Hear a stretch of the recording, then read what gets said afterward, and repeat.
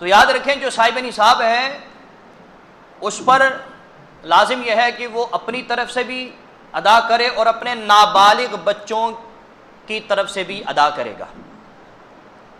نابالغ بچوں کی طرف سے بھی وہ ادا کرے گا۔ لیکن بیوی اور بالغ بچے اگر وہ صاحب نصاب ہوں یا نہ ہوں، ان کی طرف سے اس پر ادا کرنا لازم نہیں ہے، صرف نابالغ بچوں کی طرف سے اس پر ادا کرنا جو ہے وہ لازم ہے،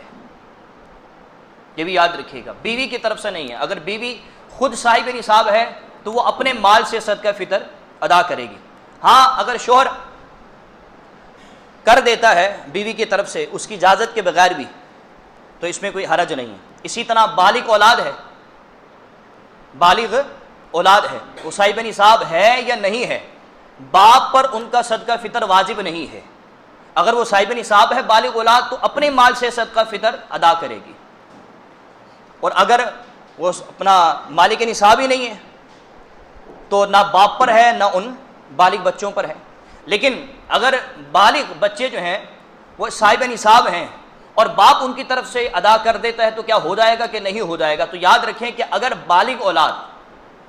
باپ کی کفالت میں ہو، باپ کی کفالت میں ہو اور وہ باپ کے ماتحت رہ رہے ہوں، ان کا کھانا پینا جو ہے وہ باپ کے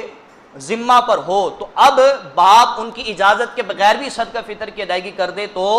کر سکتا ہے۔ لیکن اگر وہ سپریٹ رہتے ہیں، اپنے والد صاحب کے ماتحت نہیں رہتے ہیں، ان کا کھانا پینا الگ ہے، باپ کا کھانا پینا الگ ہے، اور اس پر واجب ہے بالغ اولاد پر، تو حکم یہ ہے کہ وہ ان کی وہ خود اپنے مال سے کریں گے۔ ٹھیک ہے،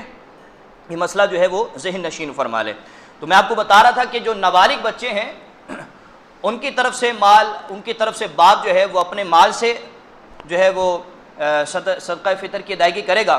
لیکن یہ بھی یاد رکھیے گا کہ اگر بالغ اولاد، نابالغ اولاد خود صاحب نصاب ہے، نابالغ اولاد خود صاحب نصاب ہے تو پھر سرپرست ولی باپ جو ہے ان کے مال سے صدقہ فطر کی ادائیگی کرے گا۔